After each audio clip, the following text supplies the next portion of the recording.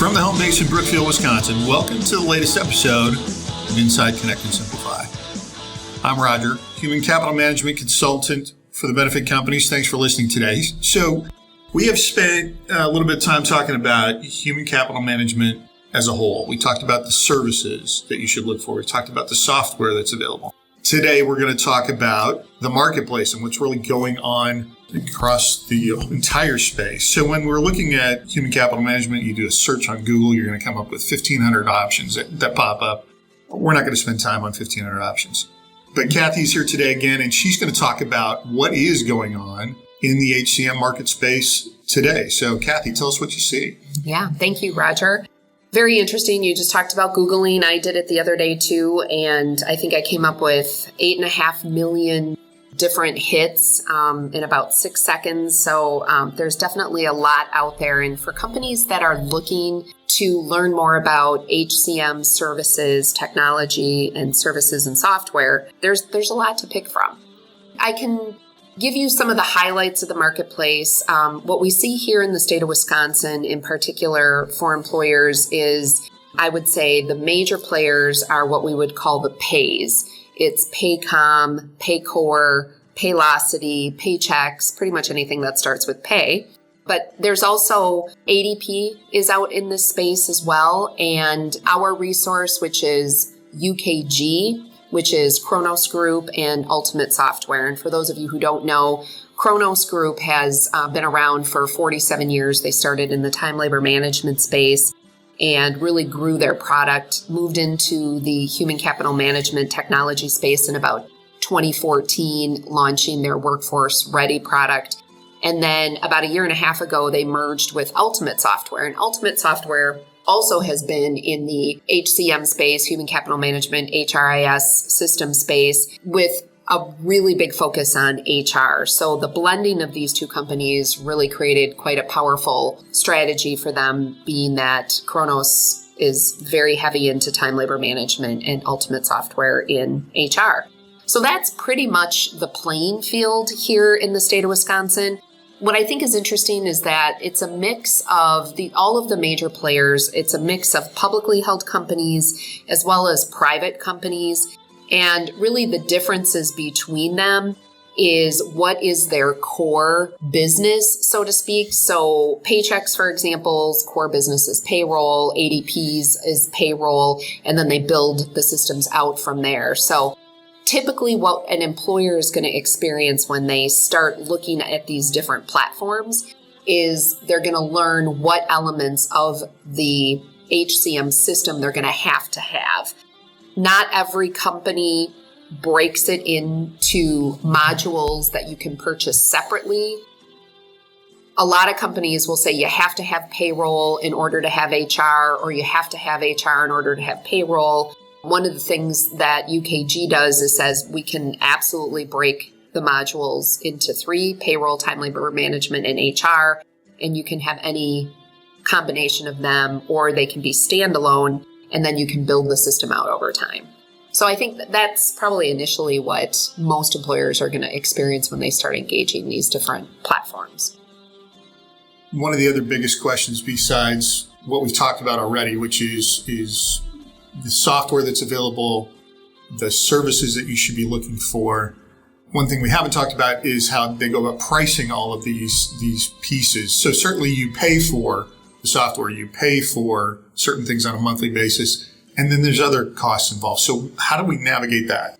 Yeah, that's a great question. And I think where I would start, and typically where I start when I explain pricing to our prospects and our clients, is to remind them that this is cloud-based technology. So it's more of a subscription pricing model. And as opposed to you purchase software, you install it on your server, and then you run with it until an update happens, and then you've got to purchase the update and have somebody come in and run the update. This is honestly what I'll call a subscription model, and you guys will all know what that means with when it comes to phones and things like that. You're paying a monthly fee to access the software.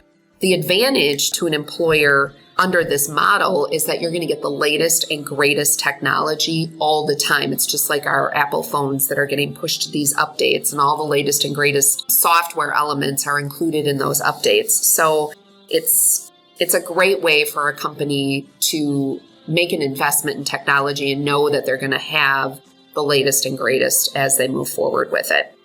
Employers should expect to pay under that scenario what I call a recurring fee or a subscription fee.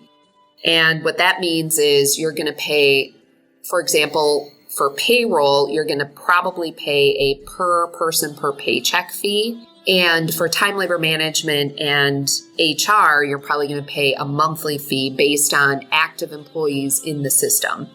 So those are sort of the recurring fees that an employer should be prepared to pay when they invest in an HCM technology platform.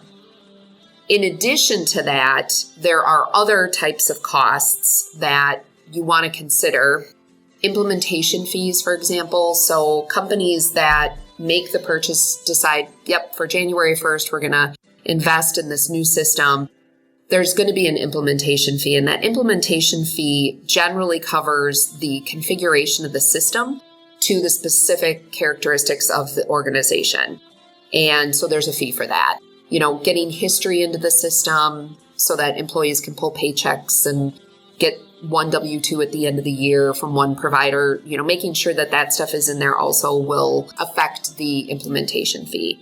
And then the third thing that you should look for from a pricing standpoint is training costs.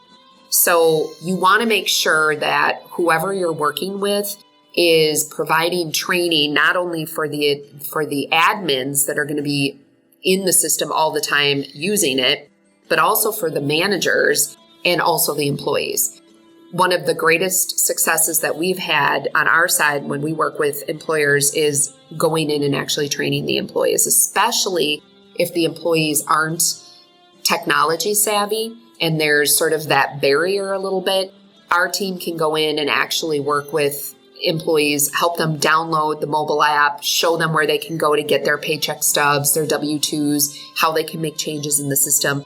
And that is a huge hurdle because if you're a company and you want to invest in this technology, you want your employees to be using it. All right. So beyond those costs, and so we have some fixed and some variable ones going on there. Anything for troubleshooting or for updates, or what else have you seen that might be a hidden cost that doesn't show up right at the beginning of the process? Yeah, I think that's a great question. And I think one of the hidden costs that does come up a lot of times is some of the specific fees that exist for things like troubleshooting, but also like on the payroll side. You want to make sure you're looking, the devil's always in the details, right? So you want to make sure you have a clear understanding of any year-end costs that may not be built into what I call the subscription fee or the recurring fee. Things like charges for like W-2s or garnishments or state new hire reporting, those types of things. You're going to want to flush out where is that? Is that bundled into that per person per paycheck cost, or is that going to be something I get charged for at the end of the year? The other thing that I'll mention, because I think this is important, is a lot of times employers will look at the cost of moving to one of these human capital management platforms and embracing the technology. And oftentimes I will have the conversation with them about their return on investment, their ROI, because these systems are designed to really reduce the administrative burden on an employer by handling a lot of these things automatically, address changes and withholding changes and things like that, that how much time is getting freed up for the person doing those tasks at the employer.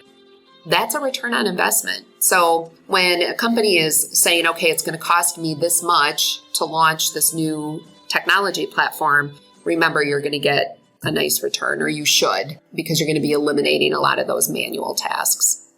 Okay, so one more kind of small avenue on pricing. So I know we've had this conversation before where our prospects or new clients will say, I don't know what I'm paying for. I can't break it out because I have three things going on or three modules, but the vendor's putting all the pricing into one spot and I can't figure out where it goes.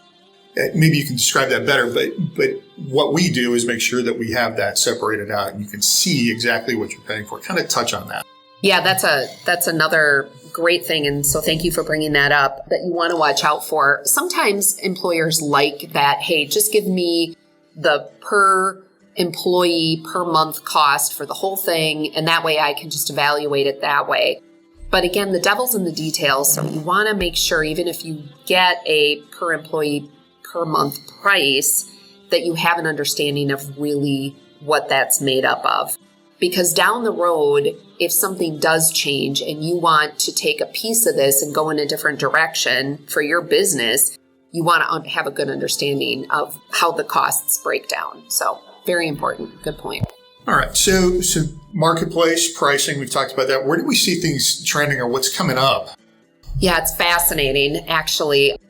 We've really seen the small and medium-sized business market embrace this technology. And we've talked about this in other podcasts, but this whole younger generation of a workforce now coming into the workforce, the Gen Zs, the millennials, are really pushing this technology and embracing it and having businesses make the investment because they want this.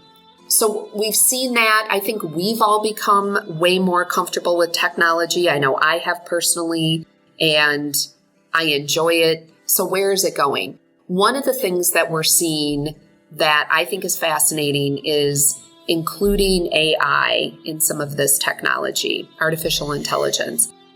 And why that's a benefit in this type of technology is because there's the ability to analyze down to a member level how active people are in the system and what they're doing.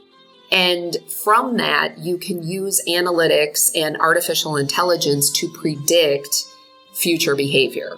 So whether somebody is a flight risk, meaning they might leave the organization, we've seen analysis around that. So that gives visibility to the HR people or the administrators that are working with the system to say, maybe somebody needs some additional help, or gosh, this person isn't very engaged. We need to figure out what's going on with them.